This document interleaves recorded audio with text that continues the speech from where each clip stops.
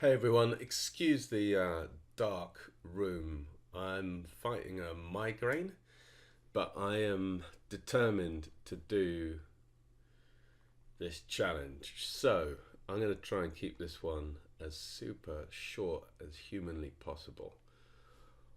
Um, uh, for those who need to catch up on what exactly I'm doing here, it's applying for a new freelancing copywriting job every day, one a day for the next 10 days.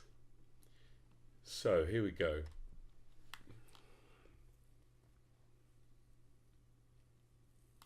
So I'm going to also explain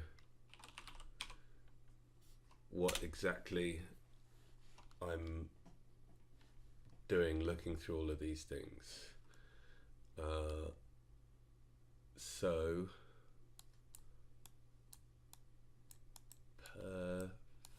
perfect client. As you can see on Upwork, there's bajillions of jobs, and they just go on and on and on. We have to have some criteria to narrow down which ones we're going to target. We can't just scattergun, or we can't just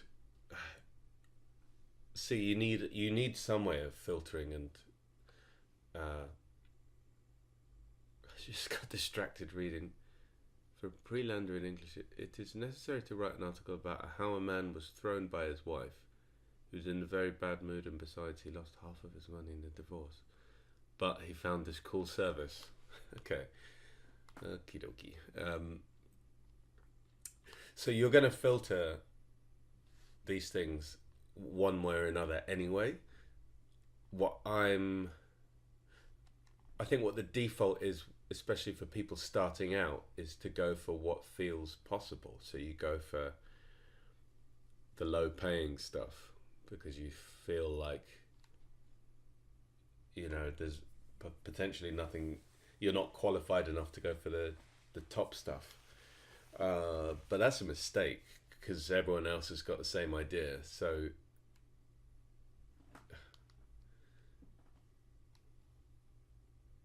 you actually might be better off um, aiming higher than you're kind of comfortable doing. But back to perfect client. So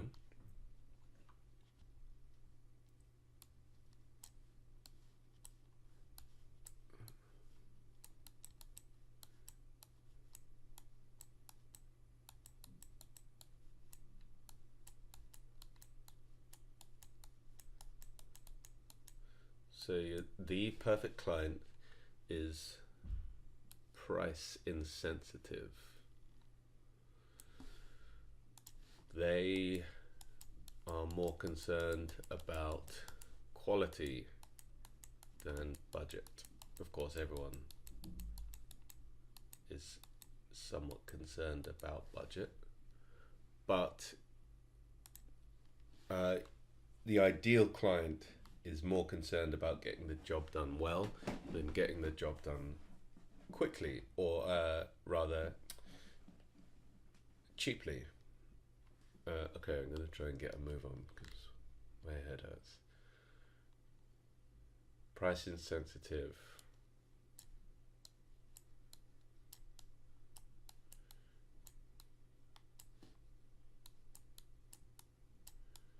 You want there to be the potential for ongoing work.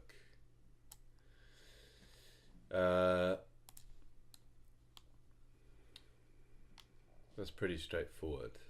Getting new clients is dead time. And when you're a freelancer, time is money. So every time you do, well, what I'm doing right now, which is apply for work, yes, you're potentially getting more earnings for the future, but the time that you spend doing this is unpaid. Therefore, you're diluting your salary. You're diluting your the value of your day and your time. So, of course, it is entirely inevitable. Otherwise, you can't just sit there and be like, "Nope, I'm not spending money looking for work, so I'm not losing time." No, that's not what I'm saying. What I'm saying is you want to maximize your time actually getting return on investment for your time. So you want there to be potential. It's not always possible to know for definite, but you can look for clues that there is at least potential for ongoing work.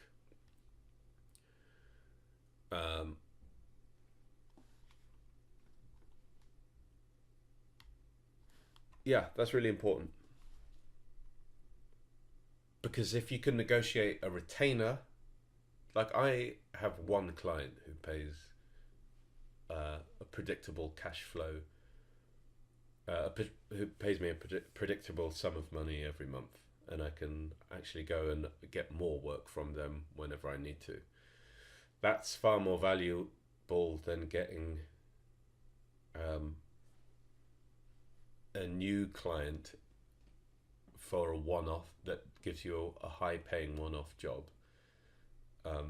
As a general rule, of course, if it's like $1 million for a one-off job, then of course that's better. But as a general rule, I think investors learn this pretty early on in business school,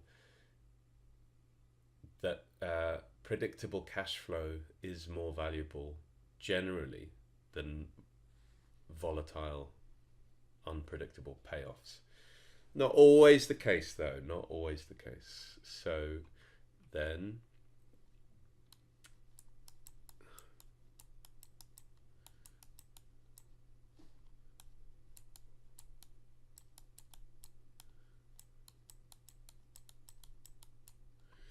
so I immediately somewhat want to replace nice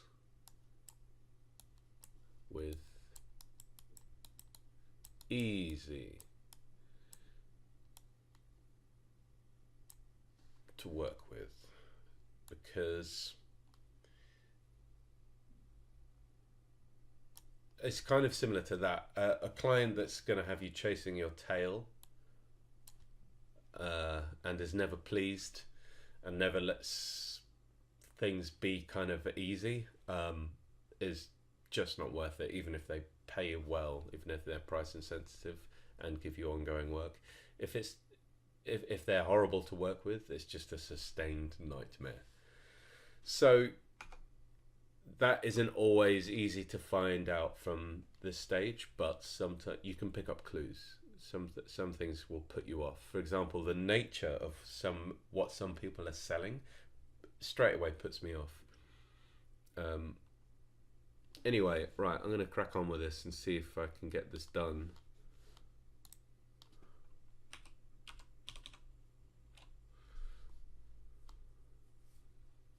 All right, let's go for it. Let's see if we can do this as a 10-minute challenge.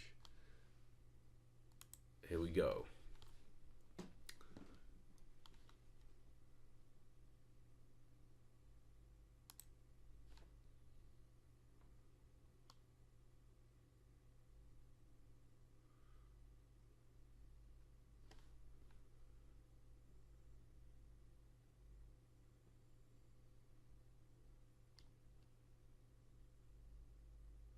All right, here we go. This looks like a good one.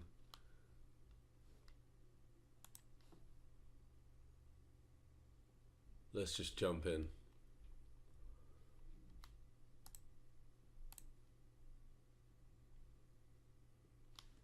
They're looking for homepage copy, blog content, sales pages, pop-up box text, landing page copy, email copy.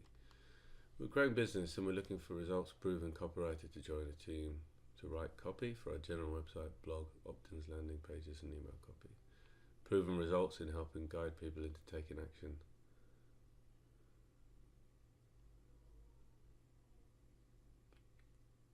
Let's just do it.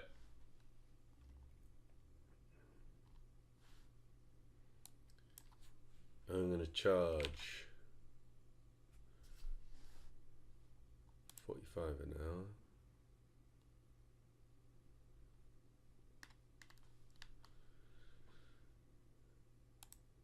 And okay, I'm going to get some rapid tips into this. So what this person's looking for is a great story and captivate my attention. So first, before I forget,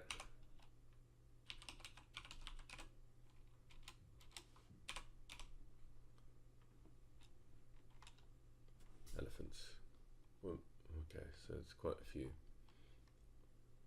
Alright, I know what I'm going to do then. I'm not sure 10 minutes is going to be long enough to do this, but let's see if we can manage it. Partly by proposals.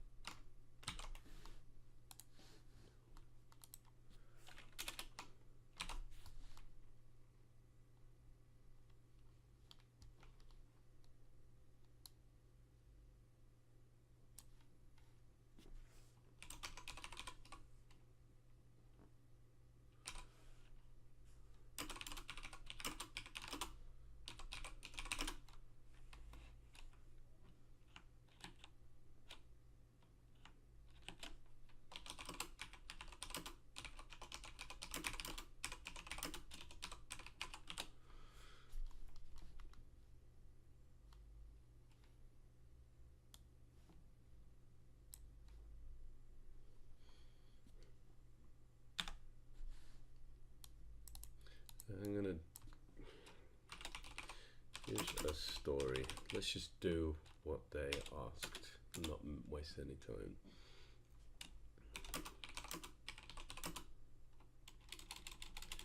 There's actually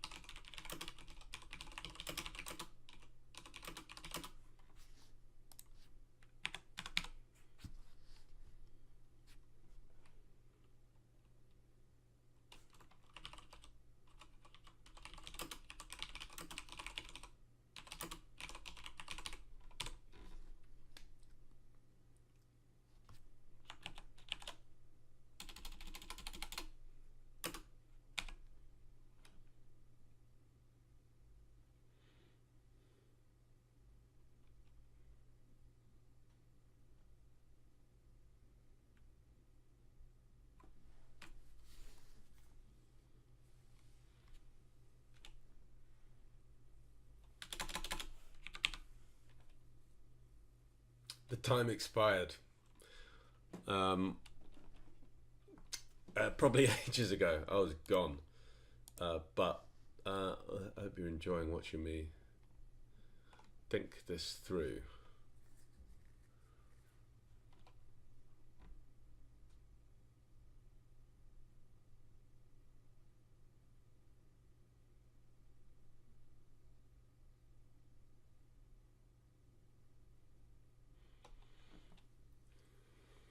Although now I've just slightly lost my thread.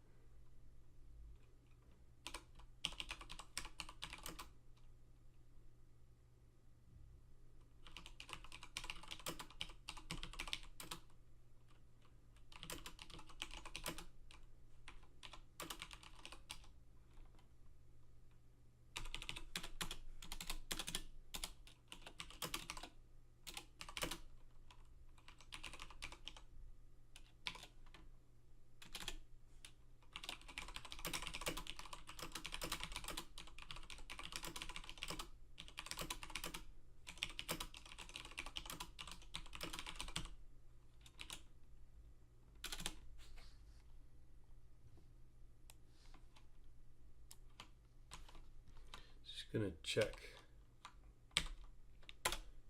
that this works.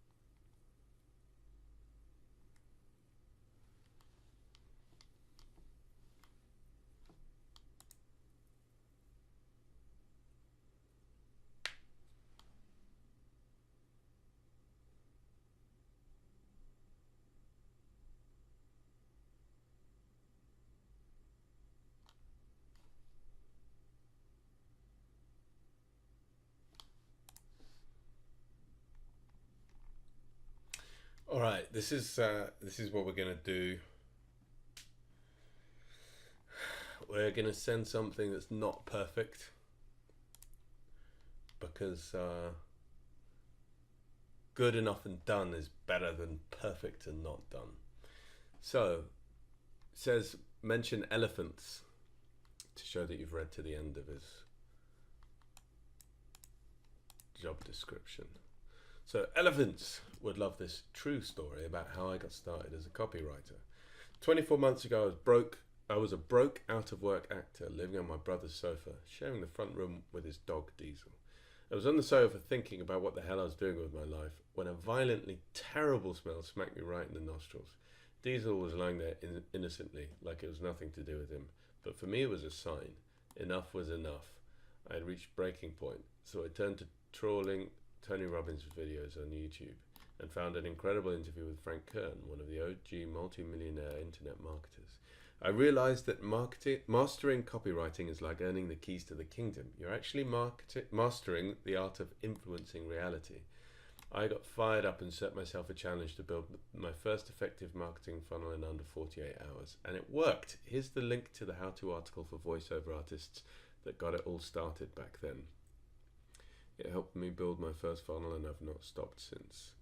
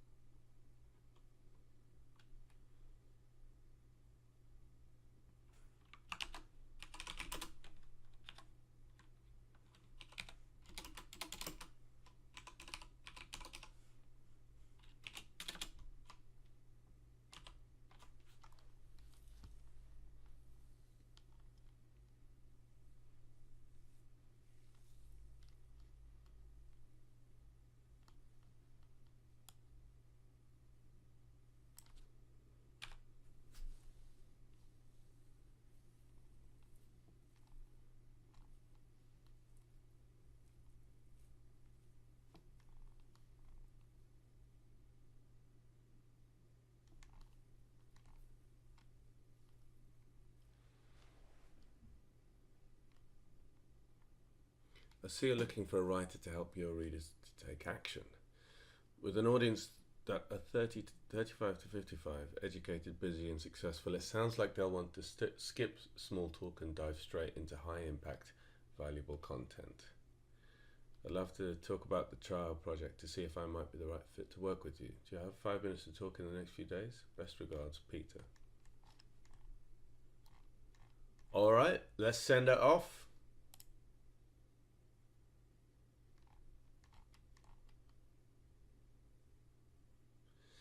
Done.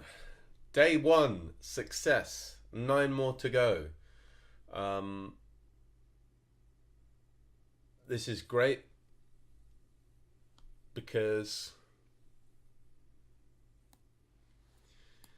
I may not hear anything back, but what it's also doing is working on my framework for how I do proposals, which is really useful. So thanks for coming with me.